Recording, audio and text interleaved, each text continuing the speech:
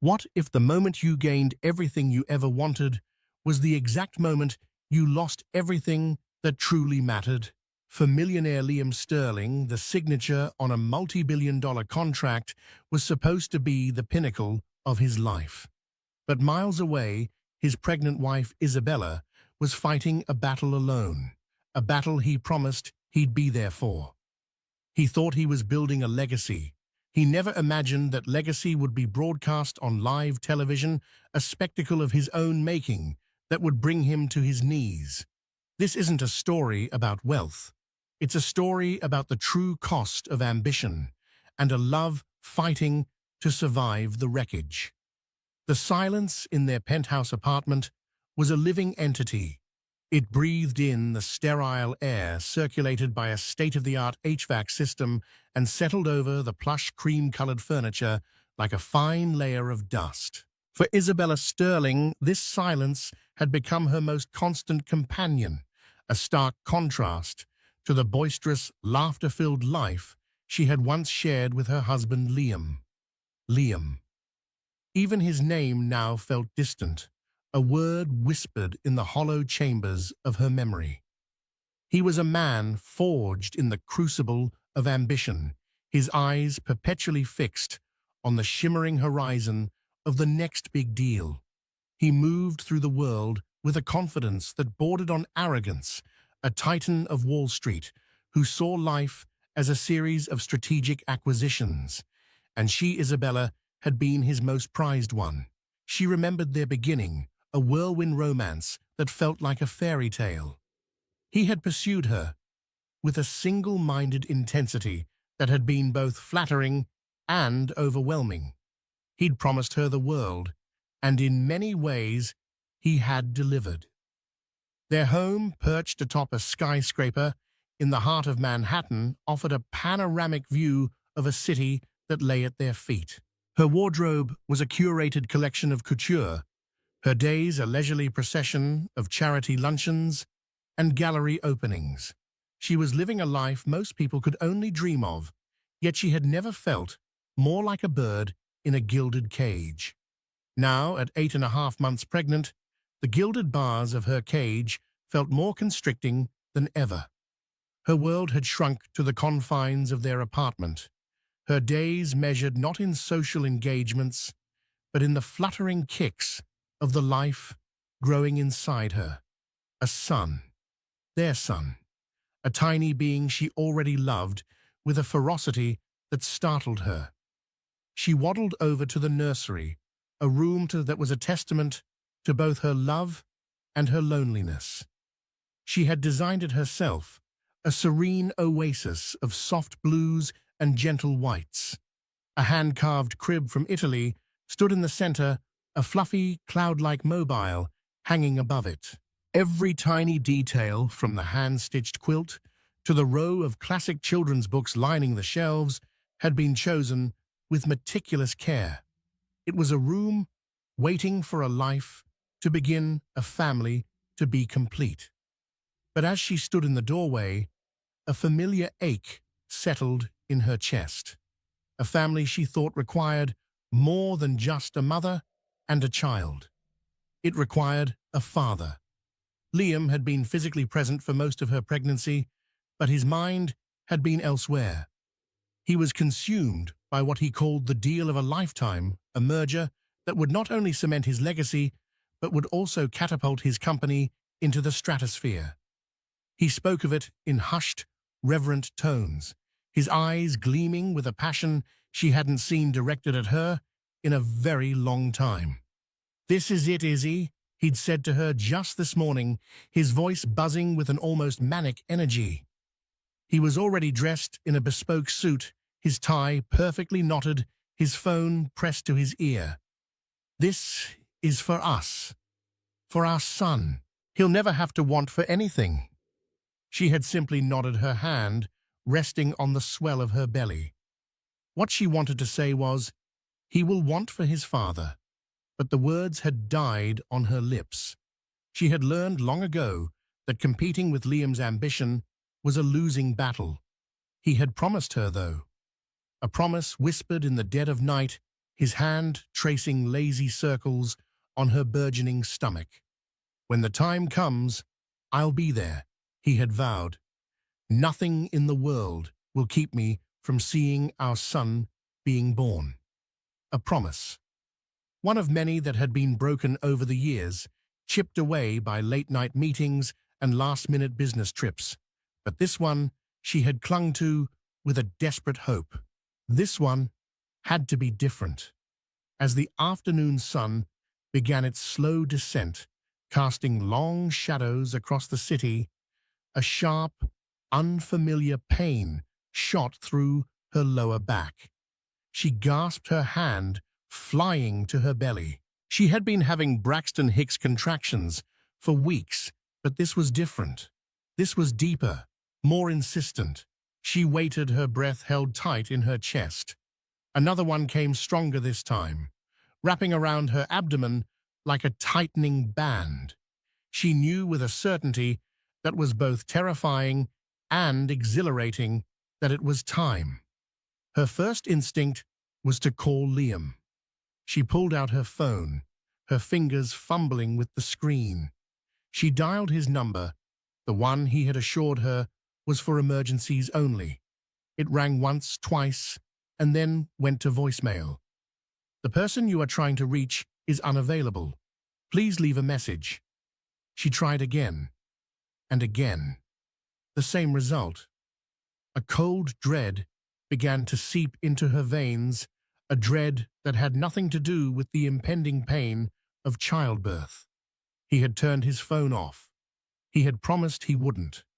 She sank onto the sofa, the plush cushions offering little comfort. Outside, the sky was darkening, the city lights beginning to twinkle to life. A city of millions, and yet she was utterly, completely alone.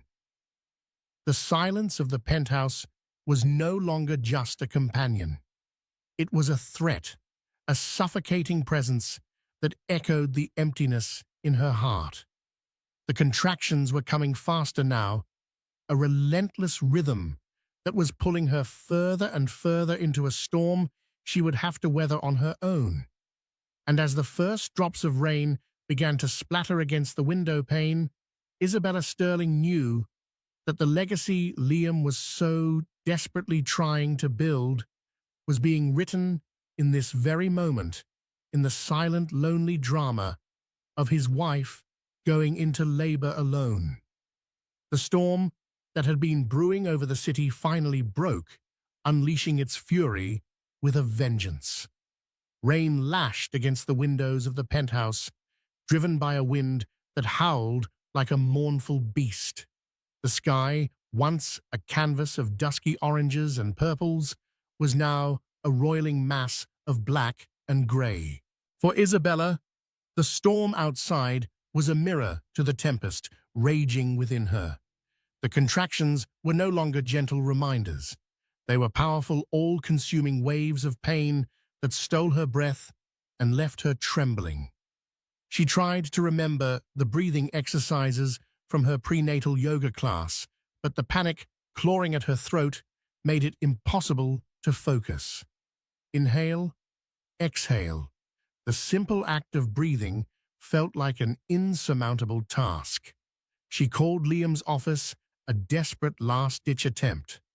A polite but firm secretary informed her that Mr. Sterling was in a very important meeting and could not be disturbed. "Can I take a message?" the secretary had asked, her voice devoid of any real concern. Tell him his wife is in labor," Isabella had managed to say, her voice cracking. She wasn't sure the message would even be delivered. Liam had created a fortress around himself, a fortress designed to keep the world and apparently his family at bay. Tears streamed down her face, hot and silent. They were tears of pain, of fear, but mostly of a profound and heart-wrenching loneliness. This was the moment she had dreamed of and dreaded in equal measure. The birth of her first child, a moment that was supposed to be shared, a memory to be forged in the crucible of love and support. Instead, she was facing it alone, a solitary soldier on a terrifying battlefield. A sudden, fierce contraction brought a cry to her lips. She doubled over, clutching a decorative pillow to her chest, as if it could absorb some of the pain. It was in that moment of utter despair that she heard a tentative knock on her door. "Isabella, are you okay in there?" It was Maria, her neighbor, from the apartment across the hall. Maria was a woman in her late 60s, a retired nurse with a kind face and eyes that held the wisdom of a life fully lived. She had been a quiet but constant presence in Isabella's life since she had moved in, always ready with a warm smile or a plate of homemade cookies. Isabella, with great effort, managed to get to her feet and open the door. The sight of Maria's concerned face was like a beacon in the darkness. "Oh, you poor dear Maria," said her eyes, taking in Isabella's tear-streaked face and the way she was clutching her belly. "It's time, isn't it?" Isabella could only nod, a fresh wave of tears blurring her vision. "Where's your husband?" Maria asked, her voice gentle but with an undercurrent of disapproval. "He's in a meeting," Isabella whispered the words, tasting like ash in her mouth. Maria's lips thinned. "A meeting," she repeated, her tone making it clear what she thought of a meeting that was more important than the birth of his child. "Well, we're not waiting for him. Go and get your hospital bag. I'll call for a car." While Maria was on the phone, her voice firm and commanding as she arranged for a car service that would brave the storm, Isabella's mind drifted to another man in another place. Miles away in the hushed, opulent dining room of Per Se, a restaurant that boasted 3 Michelin stars and a view of Central Park that was almost as breathtaking as its prices, Liam Sterling was at the height of his power. The air was thick with the scent of truffle oil and success. He sat at the head of a long, polished table, surrounded by the steely-eyed titans of finance he was about to make his partners. The murmur of conversation was a symphony of power and influence, a language Liam understood better than any other. He laughed at a joke, his voice smooth and confident. He swirled the deep red wine in his glass, a vintage that cost more than most people's monthly rent. He was in his element, the master of his universe. His personal phone, the one Isabella had been desperately calling, lay dormant in his briefcase, switched off as per his strict no distractions policy during important negotiations. His work phone, however, was on the table, a sleek black monolith that was his true lifeline. The final details of the merger were being ironed out, the culmination of months of ruthless planning and sleepless nights. The prize was within his grasp, a multi-billion-dollar empire that would make the name Sterling synonymous with power. He felt a thrill course through him, a potent cocktail of adrenaline and ambition. This, he thought, was what it felt like to be alive. He raised his glass, the crystal clinking against those of his soon-to-be partners. To the future, he said, his voice ringing with triumph. At that exact moment, back in the hallway of their apartment building, Maria was helping a trembling Isabella into her coat. "The car is downstairs," she said, her voice a soothing balm on Isabella's frayed nerves. "We're going to get you to the hospital, my dear. You are not alone. I'm with you." As they stepped into the elevator, the polished steel doors sliding shut, Isabella took one last look at the door to her apartment, her home, her gilded cage. It looked cold and empty, a monument to a life that was about to be irrevocably changed. She was leaving it behind, stepping out into the storm, with or without the man who had promised to be her anchor. The journey to motherhood had begun, a journey she was now forced to take with a kind stranger instead of the love of her life.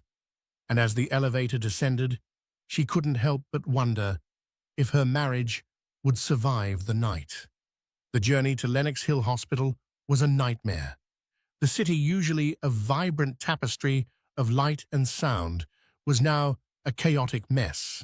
The storm had transformed the streets into raging rivers, the wind so fierce that it shook the car. The driver, a stoic man with a grim set to his jaw, navigated the treacherous roads with a skill that was both admirable and terrifying. With every lurch of the car, a fresh wave of pain washed over Isabella. She squeezed Maria's hand, her knuckles white. The older woman murmured words of encouragement, her presence a fragile shield against the storm both outside and inside her. Between the searing contractions, Isabella's mind reeled back to a happier time.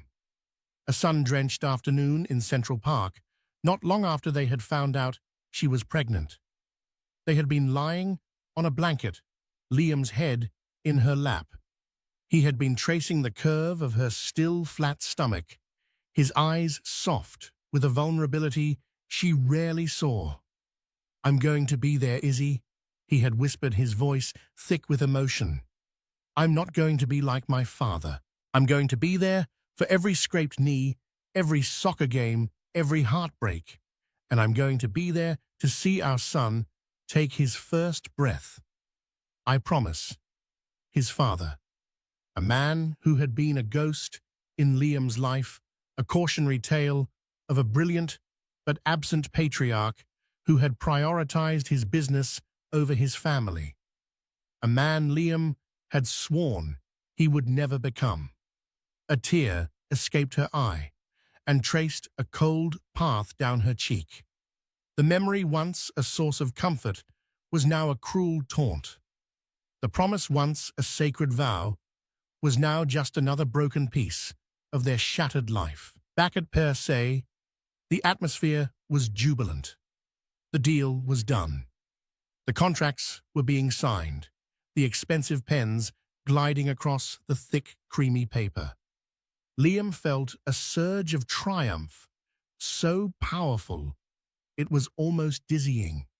He had done it. He had conquered his own personal Everest. His secondary phone, a cheap burner he kept for emergencies of a different kind, buzzed in his briefcase. He ignored it. Nothing could pierce the bubble of his success. He was on top of the world, a king surveying his newly acquired kingdom. He ordered another bottle of champagne, a vintage that cost a small fortune, to celebrate. Meanwhile, Isabella and Maria finally arrived at the hospital. The emergency room was a scene of controlled chaos. The storm had brought a flood of patients, and the staff was stretched thin. Maria, with her years of nursing experience, took charge, her voice cutting through the noise and confusion. They were finally shown to a delivery room, a sterile, impersonal space that did little to soothe Isabella's frayed nerves. A young, tired-looking doctor came in to examine her. Her face was professional, but there was a flicker of concern in her eyes. "Mrs. Sterling," she said, her voice gentle but firm. "The baby is in a posterior position. It's not dangerous, but it can make for a longer, more painful labor. And your blood pressure is a little high. We need to monitor you closely." The words hit Isabella with the force of a physical blow. A longer, more painful labor. And she was already so exhausted, so emotionally drained. The thought of enduring hours, more of this alone, was almost too much to bear. She looked at Maria, her eyes pleading. The older woman squeezed her hand, her touch a lifeline in a sea of despair. "We'll get through this," she said, her voice a steady anchor in Isabella's storm. "You are stronger than you think." But as another contraction ripped through her, stronger and more brutal than any that had come before, Isabella wasn't so sure. She felt like she was on the brink of a precipice, staring down into an abyss of pain and fear. And the man who was supposed to be holding her hand, The man who had promised to be her rock was miles away, celebrating a victory that had cost him everything. Liam Sterling felt invincible. The ink was dry, the handshakes exchanged, the future secured. He and his new partners had moved from the rarefied air of Per Se to a sleek, exclusive cocktail lounge downtown. The mood was electric, a palpable hum of testosterone and triumph. The world was his oyster, and he had just cracked it wide open. He finally retrieved his personal phone from his briefcase, the celebratory champagne making him feel magnanimous. He'd give Isabella a quick call, share the good news. She wouldn't understand the intricacies of the deal, of course, but she would understand the result, a life of unimaginable luxury for their son. He powered it on. The screen lit up, and then it began to vibrate uncontrollably, a frantic, desperate buzzing. A torrent of notifications flooded the screen.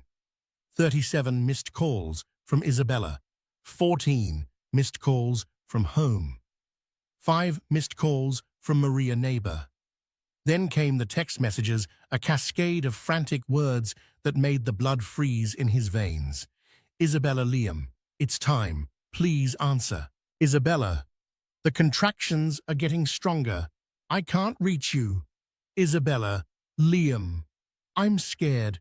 Where are you, Maria? Neighbor, Mr. Sterling, this is Maria from across the hall.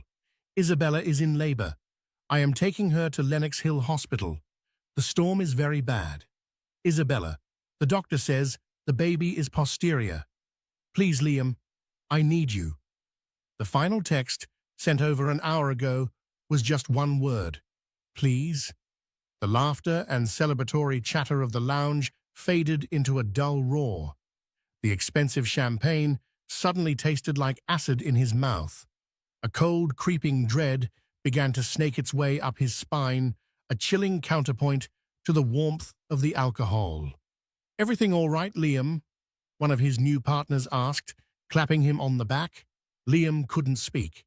He stared at the phone, at the litany of his own failure.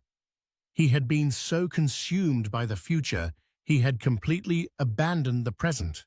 The most important moment of his life was happening without him, and it was entirely his own fault. He stumbled to his feet, knocking over his chair. I have to go, he muttered, his voice hoarse. He rushed out of the lounge and into the street, the rain plastering his expensive suit to his skin. He hailed a cab, his hands shaking as he gave the driver the address for Lenox Hill Hospital. The city was still in the grip of the storm. The traffic, a tangled mess. The journey was agonizingly slow. Every red light, a fresh torment. He tried calling Isabella's phone. It went straight to voicemail. He tried Maria's number. No answer. The dread in his gut twisted into a knot of pure terror. He was a man who was used to being in control, to bending the world to his will. But in this moment, he was utterly powerless, a prisoner in a yellow cab, crawling through a city that seemed to be conspiring against him. Meanwhile, back at the lounge, he had just fled. The celebration continued. The television above the bar, which had been showing a sports game, was switched to the local news. The main story, of course, was the storm. The storm, which has been upgraded to a Category 1 hurricane, is causing widespread flooding and power outages across the city, the news anchor said, her face grim. We have live footage from our reporter on the scene, near Lenox Hill Hospital, where a crane has collapsed at a nearby construction site due to the high winds. The screen cut to a chaotic scene. Rain was lashing down, the wind whipping through the streets. Fire trucks and ambulances crowded the area, their flashing lights painting a terrifying tableau.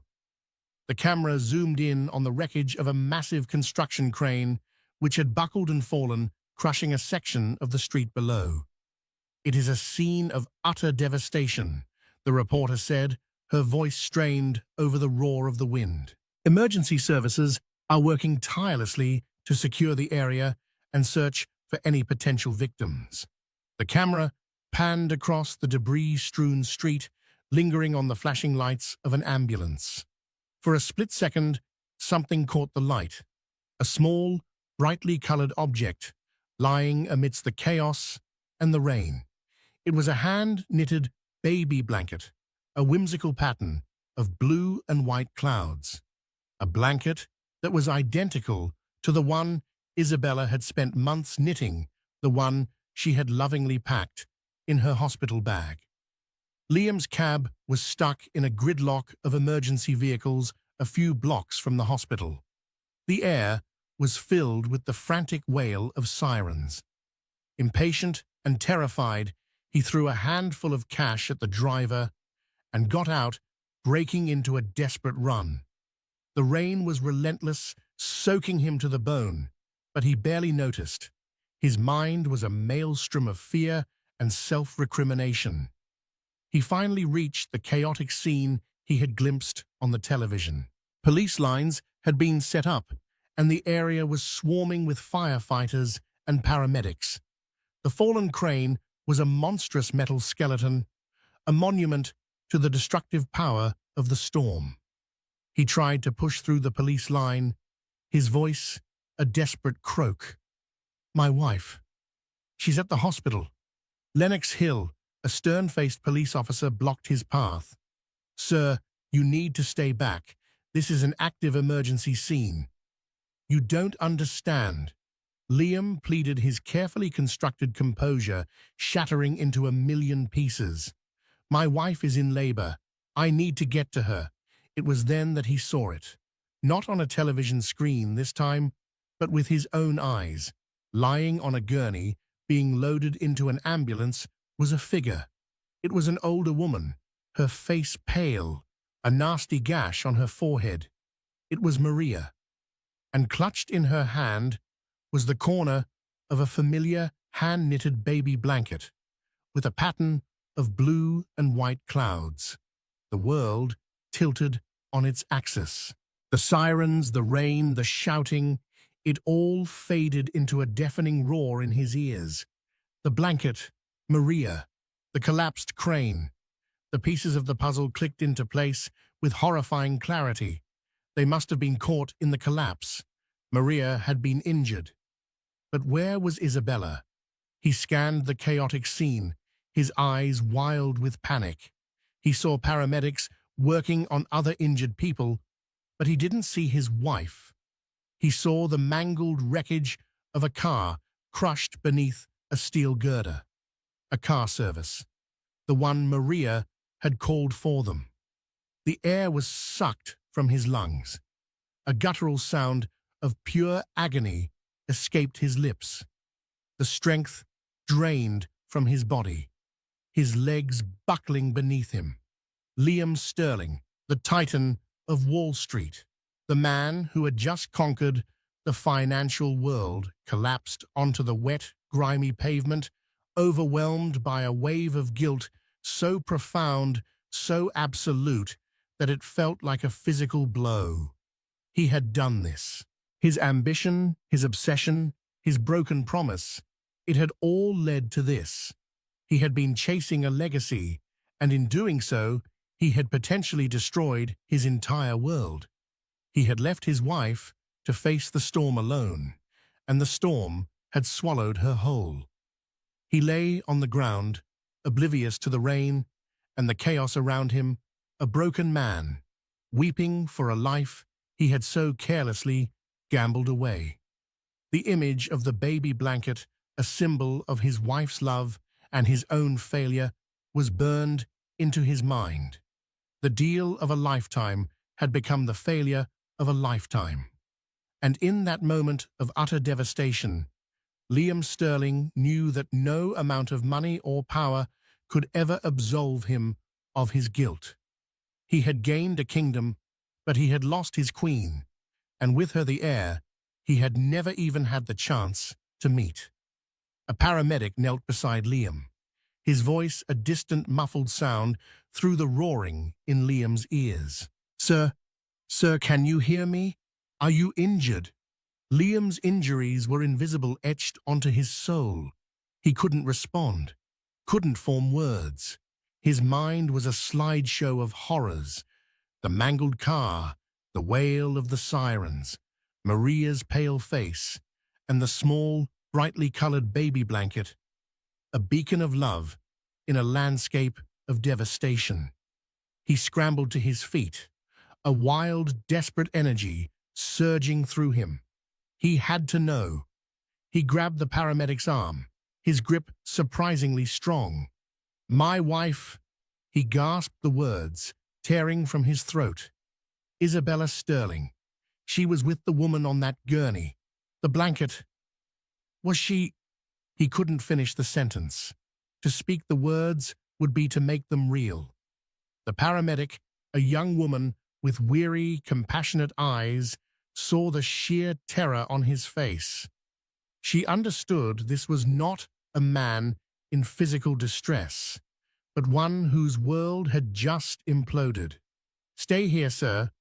Let me check," she said, her voice firm but kind.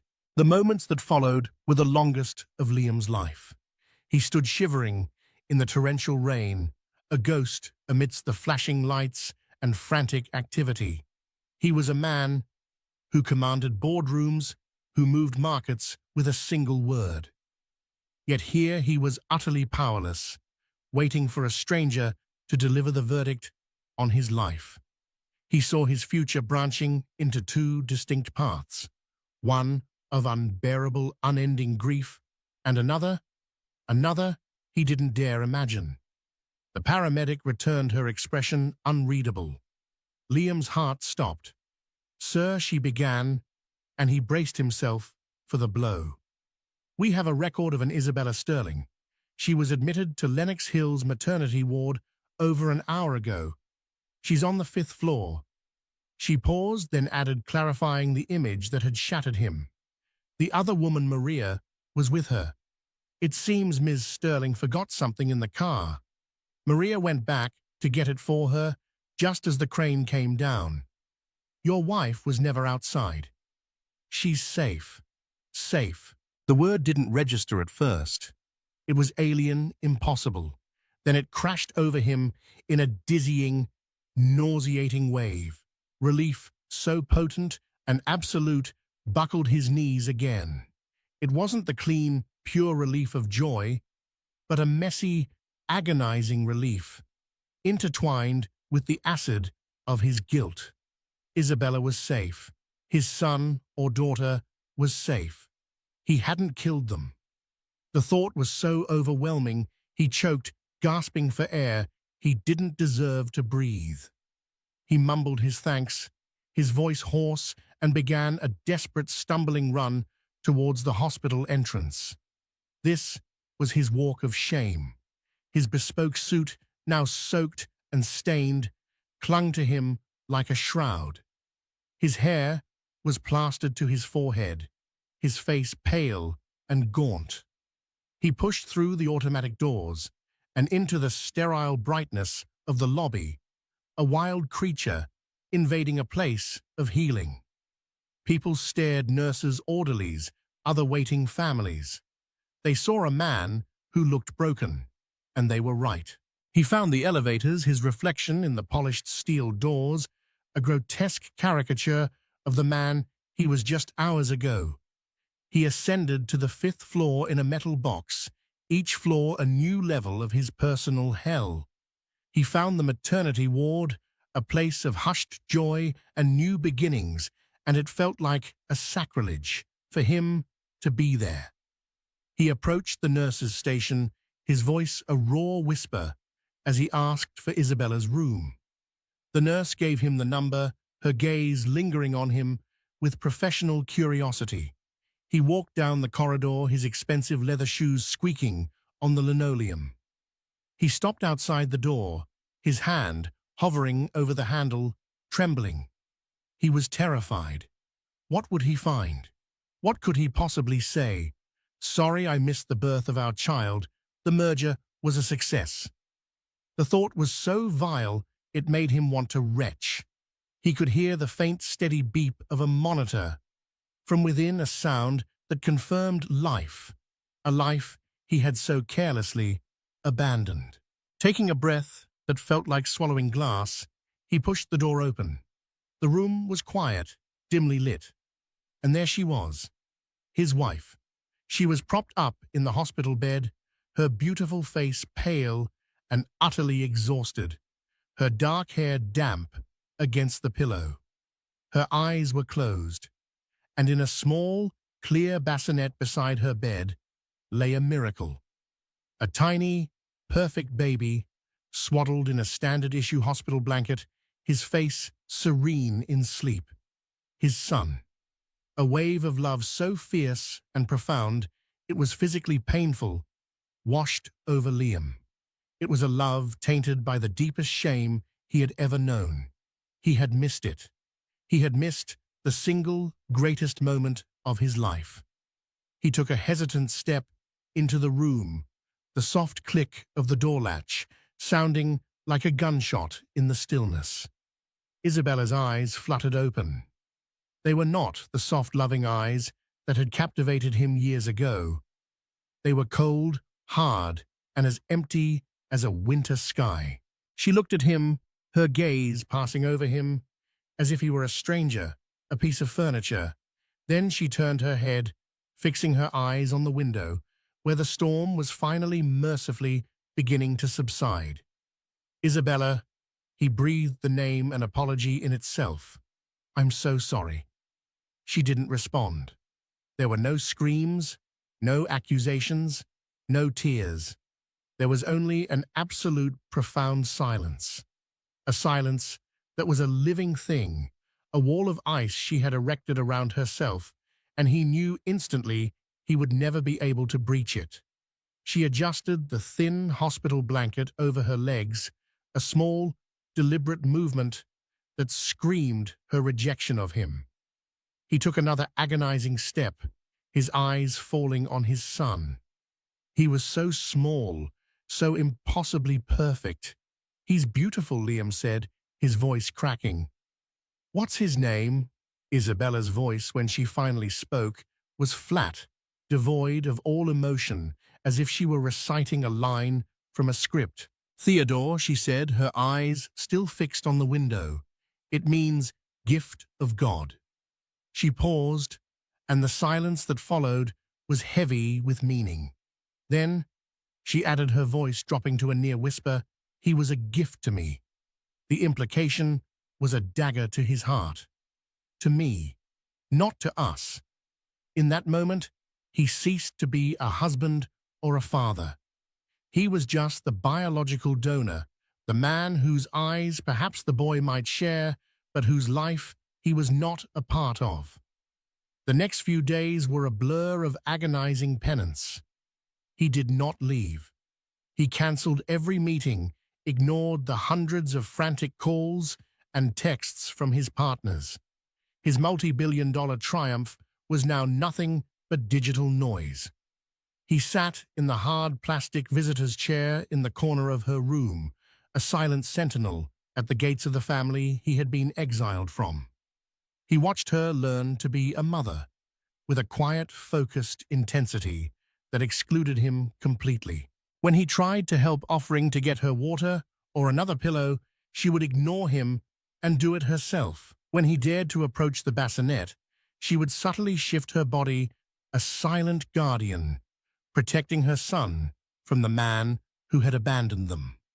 He found Maria's room on the 3rd floor.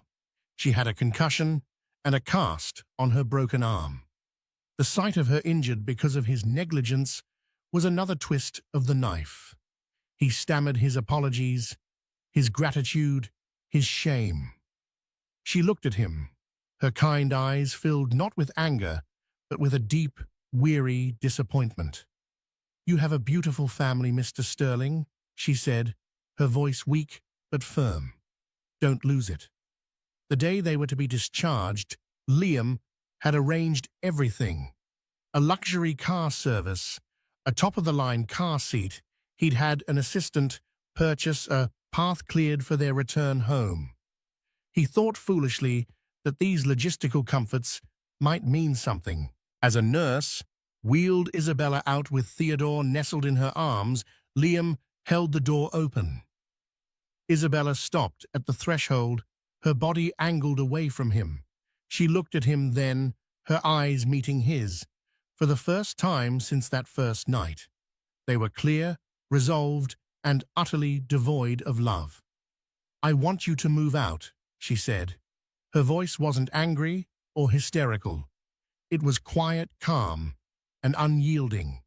It was the voice of a woman who had faced the worst alone and had discovered her own strength in the process. "I need space. I need to figure out how to be a mother. And I need to do it without you." Each word was a precise, calculated blow. It was not a punishment born of rage, but a consequence born of his actions. It was her survival plan. And he, Liam, was not a part of it. He could only nod, the motion stiff his throat too tight to speak. He watched as she allowed the nurse to help her into the waiting car. He watched her buckle their son, whose name he hadn't chosen, into the car seat he hadn't been there to buy. He watched the door close, shutting him out. And then he stood alone on the curb, in his now dry but permanently ruined suit, as the car pulled away, disappearing into the city traffic. He was Liam Sterling, a millionaire, a titan, a success. And he had absolutely nothing at all. The penthouse, once a symbol of his ascent, became Liam's gilded purgatory. The silence that had once been Isabella's tormentor was now his own, a constant humming entity that mocked him from every corner of the vast empty space. It echoed in the marble foyer, where he'd last kissed her goodbye, a perfunctory peck on the cheek, as he rushed toward his destiny. It settled over the plush sofa, where she had labored alone. Every object was a monument to his failure, every room a chapter in the story of his downfall. He did as she asked. He packed a single suitcase, the movements automated and numb, and checked into a sterile suite at the Four Seasons. It was the kind of luxury he was accustomed to, but the high thread count sheets felt like sandpaper, and the panoramic view of the city felt like a condemnation. He was surrounded by wealth, yet spiritually bankrupt. The day after he moved out, he sat on the edge of his unmade hotel bed and made the most important call of his career. Not to a partner or a client, but to his broker. "Sell it," Liam said, his voice flat. "Sell what, Liam?" "The tech stock. It's up 3 points." "Everything," Liam clarified, his gaze fixed on a framed abstract painting on the wall, a swirl of chaotic colors that mirrored the tempest in his soul. "My entire stake in the new merger. All of it.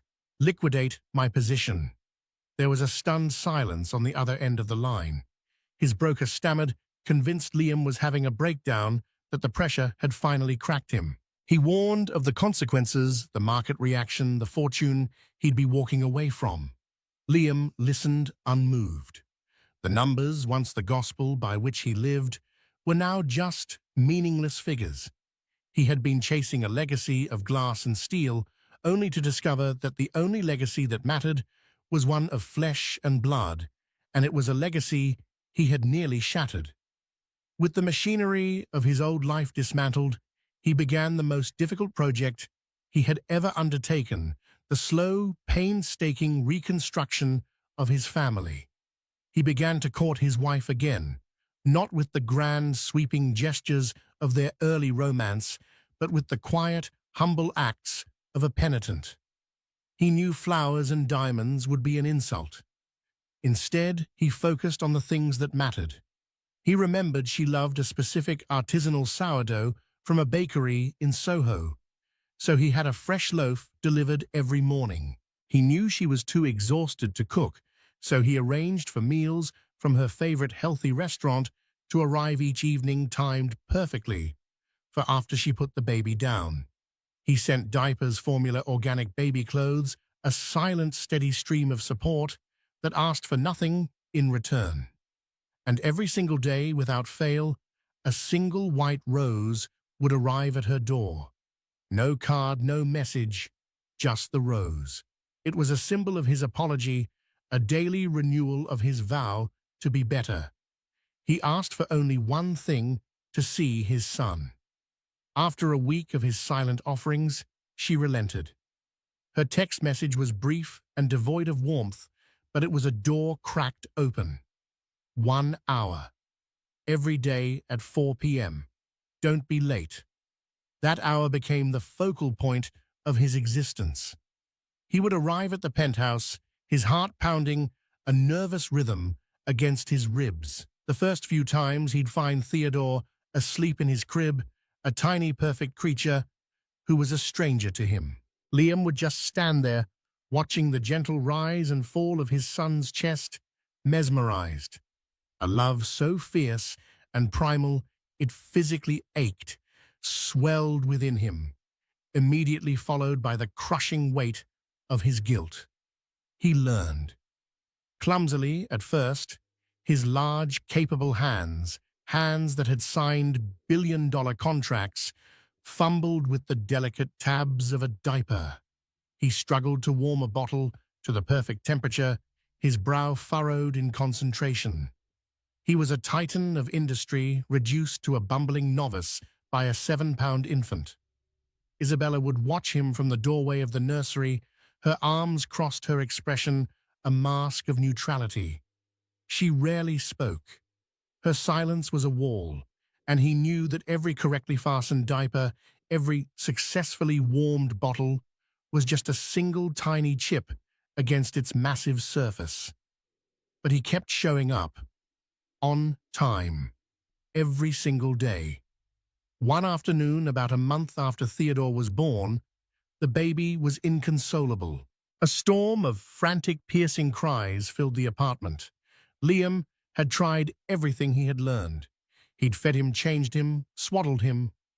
He paced the floor, rocking his son, whispering nonsense. But the wailing only intensified. Panic began to set in. He was failing at this too. The one thing he was allowed to do, the one connection he had, and he was failing. The baby's cries felt like a judgment, a raw, unfiltered verdict on his fatherhood. Frustration and despair welled up in him, and his own eyes began to burn with tears. Suddenly, Isabella was there. She moved past him without a word, and gently took Theodore from his arms. The transfer was fluid, instinctual. She held the baby against her shoulder, her hand rubbing his back in a slow, steady, knowing rhythm. She began to hum a soft, low melody that Liam had never heard before. It was a sound of pure comfort, of maternal love. Within moments, Theodore's cries subsided into whimpers, and then, with a shuddering sigh, his tiny body relaxed against his mother's. Liam stood by a useless spectator, his heart feeling like it was being squeezed in a vice. He was an outsider in this sacred circle of two. The image of her effortless, innate connection with their son was the most painful illustration yet of everything he had missed.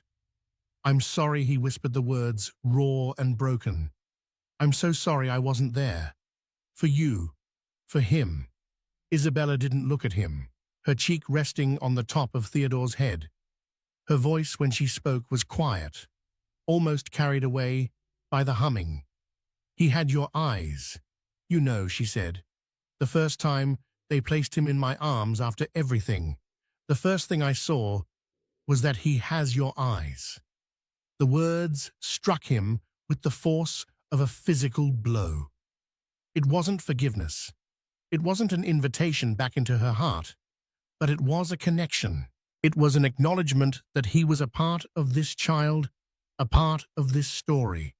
It was the first crack in the wall of her silence, the first glimmer of a future he had believed was lost to him forever. He didn't dare speak, afraid that any word he uttered would shatter the fragile peace of the moment. The reconstruction continued brick by painstaking brick. The seasons turned. The crisp air of autumn gave way to the biting cold of winter. The 1-hour visits sometimes stretched to 2. Isabella began to leave the door unlocked for him. Sometimes she would make a pot of coffee and leave a mug out for him on the counter. Small gestures, but for Liam they were seismic shifts. One evening in December, after he had rocked Theodore to sleep and laid him gently in his crib, he found Isabella in the living room. The lights were low, and she was sitting on the sofa, a large leather-bound album open on her lap. It was their wedding album. He paused, his breath catching in his throat. He sat down on the other end of the sofa, leaving a careful, respectful distance between them. Together, they looked through the photos in silence. There they were, younger, their faces alight with a naive, uncomplicated joy. Liam saw the man. He had been so confident, so certain of the future, so oblivious to the true meaning of commitment. Each photo was a ghost of a promise he had failed to keep. When they reached the last page, a candid shot of them dancing lost in their own world, Isabella slowly closed the album. She turned to him, her eyes clear and steady in the lamplight. The cold, empty hardness was gone. In its place was a deep, profound sadness, but beneath it there was a flicker of something else, something he had been starving for. Hope. "I don't know if I can ever forget that night, Liam," she said, her voice barely a whisper, but each word was clear and deliberate. "What it felt like to be so alone. That will always be a part of us now." He nodded, unable to speak, his throat tight with emotion. He accepted her truth. It was a scar he had given them both. But she continued, taking a slow breath. "I watch you with him. I see you trying. And I think for Theodore's sake, and for ours," her voice wavered for just a second, "I am willing to try to forgive." It was not a triumphant declaration. It was not a fairy tale ending where all was magically erased. It was something far more precious. It was a choice, a difficult, courageous choice to begin again. Liam felt a tremor run through him, a release of months of tension and fear. He reached out his hand, hesitating in the space between them, before he gently took hers. Her fingers were cool, but they didn't pull away. They rested in his a fragile truce. They sat there for a long time in the quiet of the penthouse as the snow began to fall outside, blanketing the city in a clean white sheath. They were no longer the millionaire and his beautiful wife. They were just a man and a woman, a father and a mother. Two scarred people who had weathered a devastating storm and were now tentatively facing the dawn. The legacy Liam Sterling would leave behind would not be etched on the skyline of New York City. It would be built here in the quiet, patient, and loving reconstruction of his family. Liam's story is a powerful reminder that the greatest fortunes are not measured in dollars, but in moments. The moments we show up, the promises we keep, the love we nurture.